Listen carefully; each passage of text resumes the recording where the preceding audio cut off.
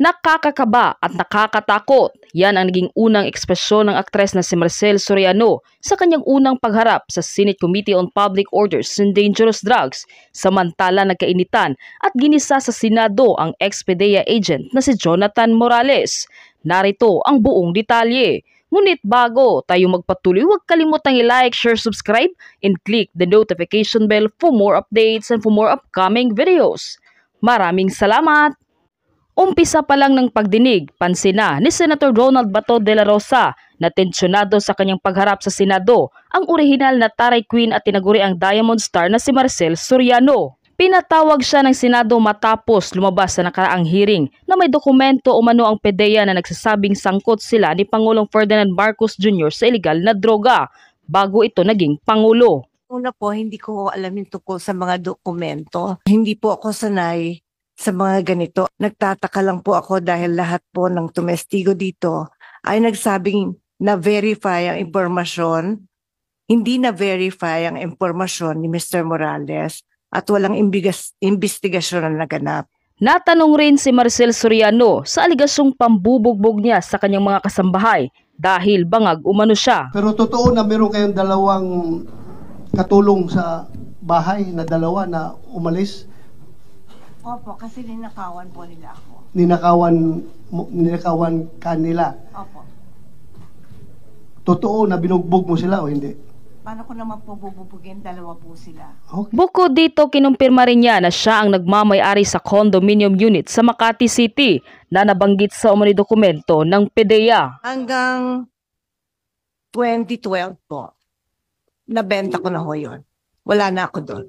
Tinanggi naman ng PDEA na may mga dokumento silang nagdadawit sa Pangulo at aktres at sinabing wala umano itong katotohanan. Pero pinaninindigan ni dating PDEA agent Jonathan Morales na tinawag niyang pre-operation report na hindi naman niya maipakita dahil naiwan umano niya ito sa PDEA. Lumabas rin sa pagdinig na narinig niya lang sa impormanting hindi niya mapangalanan ang impormasyon ukol sa Pangulo at aktres, pati na ang mga umano'y litrato. Pero wala umanong ganun ang PDEA. Walang po ako ng salaysay. Ang confidential informant po, yung nag-declare. Yung pong lahat ng kanyang testimonya, ni-reduce ko po yun doon sa kanyang sworn statement. Mismong si Pangulong Duterte, sinabi po niya yan, meron siyang impormasyon na yan. Bakit hindi natin ipatawag si Pangulong Duterte? Pero agad naman na kinontra ni Senator Bato de la Rosa na ipatawag ang dating Pangulo pati na ang kasulukuyang Pangulo. Hindi rin naitago ng mga senador ang puna nila kay Morales. Sinungaling, polluted source, we'll just base it on facts, the truth. Pati hindi naman porket kasama ko sa industriya ng pelikulang Pilipinas si Maricel, hindi naman talaga, hindi naman din siya sangkot sa sa illegal na droga. Samantala naninindigan naman si Senator Bato de la Rosa na totoo at hindi AI ang nasabing dokumento. As far as PDEA is concerned, wala talaga yung document na yan, hindi makita dahil dinukot na nga sa file, tinanggal. Pero kung sabihin ninyo na hindi authentic, I bet my life, masasabi ko na authentic iyan. Ang sakin lang kung sino ang may hawak. Iyan ang tanong natin ngayon. Kaya nga tayo nag-conduct ng hearing to determine kung sinong nag-leak niyan dahil ayaw natin na gano'n na lang mag-leak ang ganoon ka-sensitive na information that will even cause the downfall of this country. Hindi naman po gano'n na, biruin ninyo. Ang mga tinatrabaho namin, based sa case operational plan, biglang ilalagay kami doon sa barangay Binyahan at paghuhulihin lang kami ng piso-piso. Pag nahulin mo yung puser, wala kang karapatan i-follow up ito. Kayo, Your Honor, galing kayo sa law enforcement. Pag nakahuli ka, pataas hubad, di ba? Pataas hubad, di ba yung trabaho natin? Eto, pag nahuli mo, tuldo ka na dyan. Wala ka ng karapatang i-follow up yan. Ganun po yung nangyari sa amin doon. Meron kang sinabi dito that yung pinatawag ka ni General Felizardo Serapio ng Liceo sa Malacanang. Nakalagay doon sa invitation, the Honorable Executive Secretary Paquito in Ochoa Jr. has instructed this office to discuss with you the allegations you have publicly aired against the PDEA and its leadership. So ito na yung sinasabi mo ngayon. Ito po yung letter mismo ng Malacanang sa akin. But before we continue, I would like to acknowledge the presence of Senator Mark Villar. Thank you, Your Honor, for joining us. So, sabi mo pa, pinagalitan ka doon sa meeting na yun. Yes, Your Dahil Honor. hindi totoong mga drug lord ang nahuli nyo. Yes, Your Honor, yun po, ang minaliit po talaga. Ba't hindi ka pinagalitan dahil dito sa operations? Lahat po itong particular case. Lahat po yan, kasama po yan sa mga nabanggit ko po, Your Honor. Kaya Kasama po. Kasama yun. Yun nga po ang pinagtataka ko. Noon, wala po akong meron po may pressure sa akin eh. Hanggang sa ditong huli, na-realize ko na kung sino yung nasa likod, kung bakit ako tingnan nyo, Your Honor, wala na ako sa PIDEA. Kinasuhan pa ako. Talagang, meron talagang dumidiin sa akin, Your Honor. Ito lang, November 30, March, sinarban ako ng 2 warrant. Hindi ko nga alam na may kaso ako eh. Naandyan yung complainant, Your Honor, nandito sa harap ninyo, si Atty. Del Valle. Pinailan ako ng violation ng Section 91 and 92. Kahit wala siyang personal knowledge doon sa Commission of Offense, tumayo sa complainant. Bakit? Ano sabi niya sa akin? Sorry, napag-utusan lang ako ni Gerald Cacdac. Sino ba si Gerald Cacdac? Ito ay tao. Siya ang nilagay ni Secretary Ochoa doon sa PIDEA after ni Gerald Gutierrez. Noon po, Your Honor, hindi ko po iniisip kung sino-sino itong mga nasa likod na ito. Kung sino pumipintaw sa akin. Ngayon, naisip ko na lamang, Your Honor. Okay. Let's focus on this particular issue muna. Huwag tayo pumunta sa iba. So, kinumpirma mo ba na talagang galing kay former AS Ochoa ang order na ipatigil ang operasyon? Yes, Your Honor. Kasi, yun po ang sabi sa akin ni Aseng Gatapan. Wala naman po akong ibang paniniwalaan, kundi siya mismo na Deputy Director General for Operations ng PIDEA noong mga panahon na yon. Kasi siya po yung Assistant Secretary. Kung hindi pa po ako maniniwala sa kanya, kanino pa po ako maniniwala? Mr. Chair, Thank if you. I may, Go ahead, Senator Jinggoy. who were present in that particular meeting? Ako, tsaka siya. Dalawa lang kayo? Ganun naman po mag-usap dun eh. Nung pinatawag ka sa Malacanang, dalawa lang kayo? Ay, sa Malacanang, Your Honor? Sa Malacanang po, ako, at saka yung itong si Police Director Serapio, at saka yung meron pang doon eh. Meron pa ibang tao, Your Honor. You briefed them that day? Sir, Your Did you Honor? brief them that day? Yes, Your Honor. Ito po yung hindi ko na lang po kung 29 o 30 ako nagpunta, Your Honor. So after the so-called briefing, what happened? Ayun po, at after the briefing, yung nga po, binaliwala nila yung mga sinasabi ko. Sa kabila ng meron naman akong mga ipinakikita na pruweba patungkol ko sa mga tinatanong nila, pero sa kabila noon, wala na silang, sa akin, hindi sila interesado sa mga sinasabi ko, Your Honor. Okay, let me invite your attention, if I may, with the permission of Senator Bongo and Senator Robin Hood Padilla, and of course the Chair. Let me invite you to who you are. Yes, Your Honor. You were admitted in the PNP when? 1993, Your Honor. Exact date. Hindi ko na... Di mo alam. 1993, Kailan ka natanggal? saan, Your Honor? Ha? Saan po, Your Honor? From the service. Sa PIDEA po?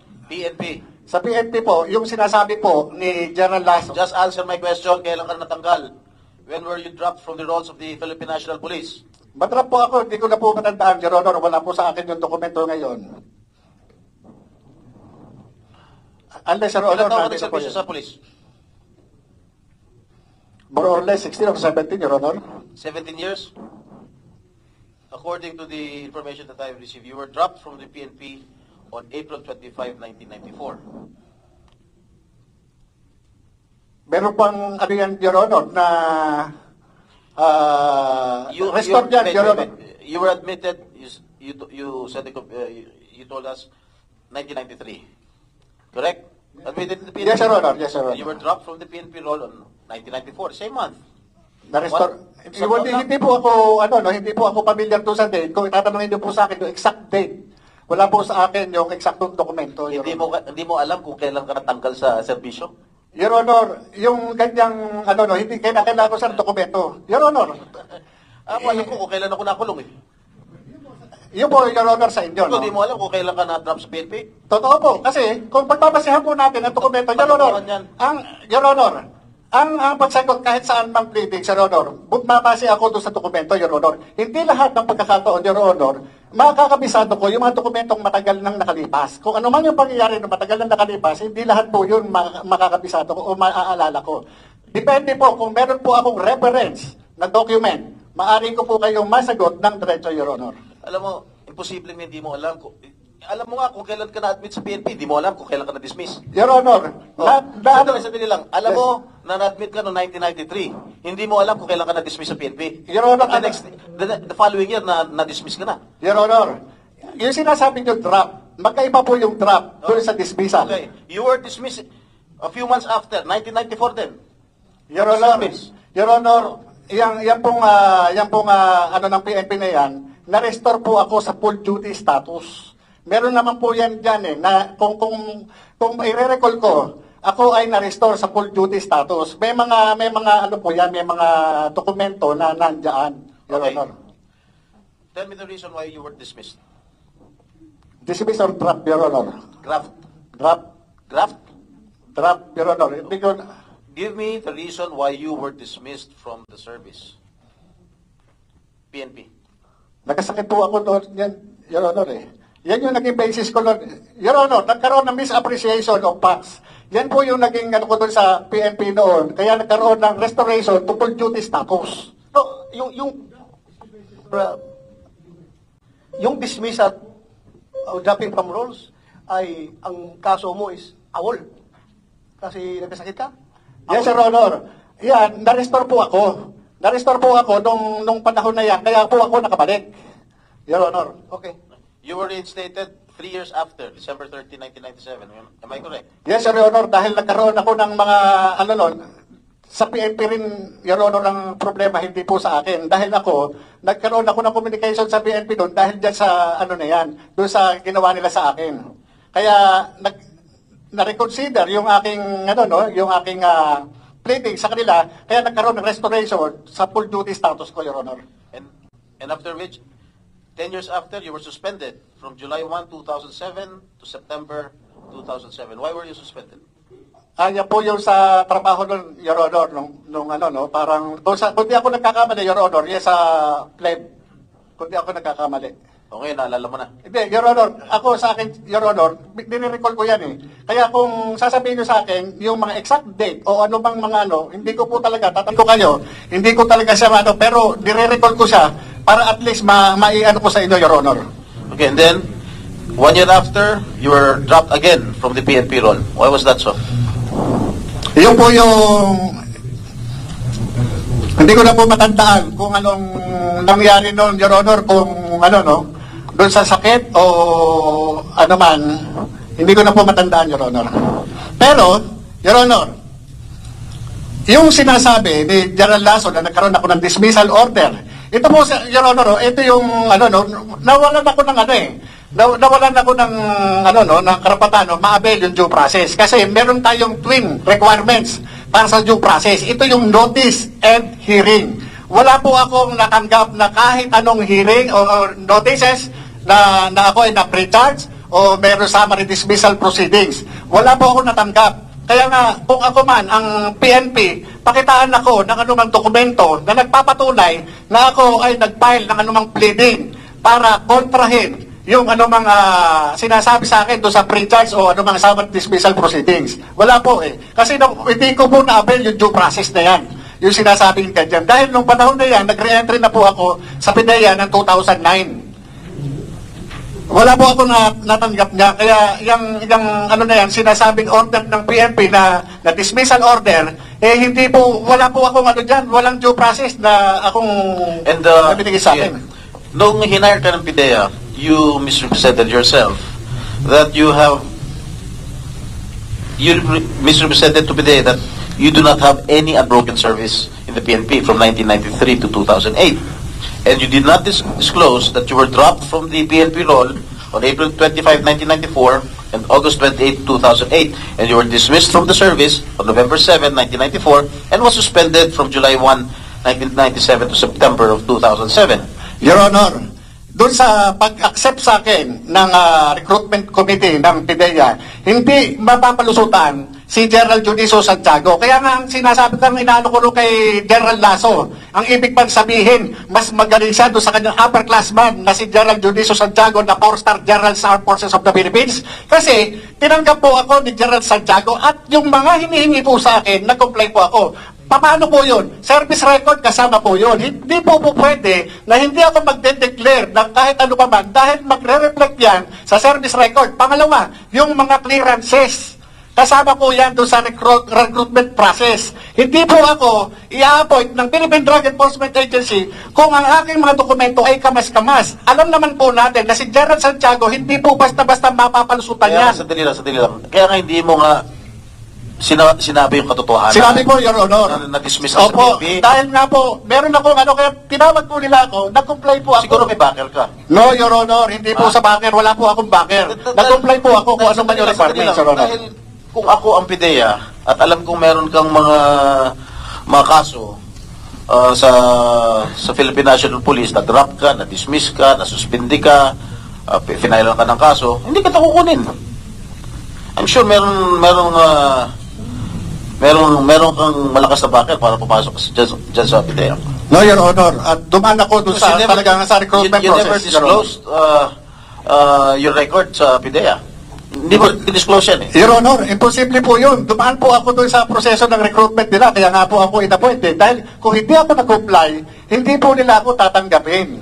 Requirements po yun, batas po yun. Hindi po pwede na yung recruitment committee, ibabiolate nila yung procedure. Hindi po pwede. At saka, Senator Jinggoy, karamihan ng mga initial na mga personnel ng PDEA were coming from the PNP. Kaya imposible makapagtago ito ng kanyang identity doon sa mga polis na nandoon sa PDEA kung ito yung mga kaso niya, hindi niya dinidisclose. Your Honor, tama po yun. Kasi nung panahon na yun, kung di po ako nagkakamali, ang hepe o acting director ng Human Resource Management o yung admin ng PDEA ay police. Police Commission Officer, Your Honor. Imposible ho na magkano ko ng mga anumang itatago ko dyan, hindi po pwede. At yung IIS, Your Honor, na nagkakandak ng background investigation, panay police. Hindi po pwede lulusot po ako.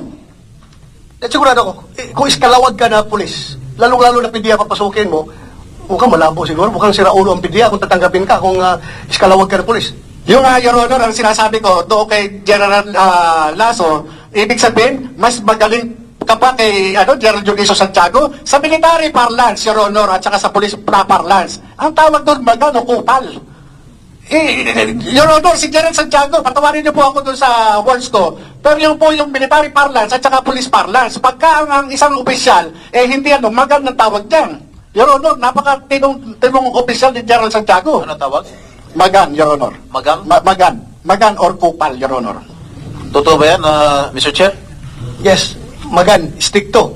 Ibig sabihin ng magan, stricto. Kupal, yung wala. Kurap na opisyal. Yan yun. Your Honor. Yes. Your Honor. After noong 30 April, Your Honor, may nagpunta sa akin sa bahay. Ito po ay inaayos ako. Allegedly, by the camp of a certain James Kumar and Lisa Marcos through a common friend named Eric Santiago alias Picoy. Ang pagkakaalam ko po dito, taga-Napol ko po ito. At ang kapatid po nito, isang PIDEA Drug Enforcement Officer. Nakuha po sa bahay ng CCTV yung kanyang, kasi naka-video call po eh. At ako, ayon, di umano, itong si James Kumar, interesado sa akin at naging subject ng kanilang three-way conversation na ako wag nang magsalita. Ngayon, nagkaroon pa ng mga series of communication. Kahit ano ang hilingin ko, wag na akong tumuloy dito sa hearing na ito, ngayong May 7. Kung hindi ka tumuloy, papahuli rin kita. Yes, Your Honor, alam ko naman po. Kung hindi ka Nagbiro pa nga ako, Your Honor. Ang gusto ko, loto. Walang problema. Yan ang inaantay. Yan ang inaantay ni Lam. Your Honor, kuha po yan. Yung conversation na yan. Sandali, bagong revelation yan. Yes, Your Honor. Nung atreta na after ng hearing natin dito sa Senado, May 1, may nagpunta po sa akin. At yun nga, yung tumawag yung Eric Santiago, video call. Kaya nga, sabi ko, teka muna, hindi ako nagano doon sa video call. Yung nga sinasabi, yung certain Kumar, James Kumar, allegedly, yung Bombay, sabi nga Bombay. Sabi ko, ano kinalaman ng Bombay? Ba't ako kakausapin ng Bombay? Hindi ko po kilala itong James Kumar na to. Kilala ko yan. Ako po. Kilala ko. Opo. Kumsek, are you sure of your statements, ha? Yes, Your Honor, kahit po patawag natin, yung Eric Santiago, na ang pagkakaalam ko, taga-Napolcom. Kumsek, you invite James Kumar and yung isa, Eric Santiago. Opo. Tsaka yung isa pa raw kausap, allegedly, ito po, allegedly si Lisa Marcos, ito po yung LAM. Sandali, si puro ka allegedly. Sino ang nakausap? Kasi po, yung Eric Santiago po ang nagsasabi. Sinabihan ka? Opo, sinabihan ako na yung Kumar interesado sa akin. Personal kayo nag-usap o cellphone? Yung po kanyang, yung nagpunta po sa akin, naka-video call po sila. Sino yung nagpunta sa'yo? Si Romy Enriquez po. Romy Enriquez. Kumsek, take note. Pumunta sa'yo, naka-video call. Yes, Your Honor. Pinadinig niya sa akin. Sinong nagsalita doon sa video call? Yung po si Eric Santiago. Anong sabi ni Eric Santiago? Ayun, interesado raw sa akin si James Kumar. Gusto pa nga, Your Honor, kausapin ako kung saan ko gusto sa labas. Ang sabi ko naman, hindi, dito na lang sa bahay, dito ako kakausapin. Ngayon, bumalik sa kanya ng usap, itong si Picoyo, si Eric Santiago, at sinabi, teka muna, baka raw purtad ng CCTV yung bahay doon. Mahirap. So, na-cover ng CCTV mo yung pagpasok ni yung nagdala ng cellphone, nakakausapin ka? Yes, Your Honor. Nandun. Andun sa Nakuha po, nandun kami sa dining Sa dining po namin, meron po CCTV doon. Kaya capture po. Palalim ng palalim ito yung investigasyon na ito. Ang dami na tao na involved. Yung nga po, yung ang na nagulat din ako dahil after lang nung April 30 na hearing, bakit ba ganon? Sabi ko, kung ito, So this happened after the hearing? after Hearing po, na rin. May 1. Bago po ako interviewin ng, ano bang radio station to? Bali, ang interview ko noon, 11:30. So dumating ito, mga 10, past 10, o 10:25 o 10:30, ganun po eh. So therefore, nakausap po si James Kumar. Hindi po, yun lang yung nagsasabi na ang interesado sa akin, yung James Kumar, at ito yung ako yung naging pag-uusap nila nung nag-uusap sila na three-way. Sino yung three-way? Nag-usap ng three-way? James Kumar, tapos yung isa pa na yung parang Lisa na yun po yung So anong pinarating sa'yo? Yung nga po, wag nang magsalita. Para wag na siya magsalita. Kasi ang mangyayari dyan, papatayin yan. Kaya padre, sabi nga nung kaibigan ko, hindi natin maano kung anong desisyon niya. Kasi yan, nagulat din. Nagulat siya dun sa nangyari. Lumabas yung trabaho na yan eh. Yun yung pero wala akong papapangako sa'yo. Hindi.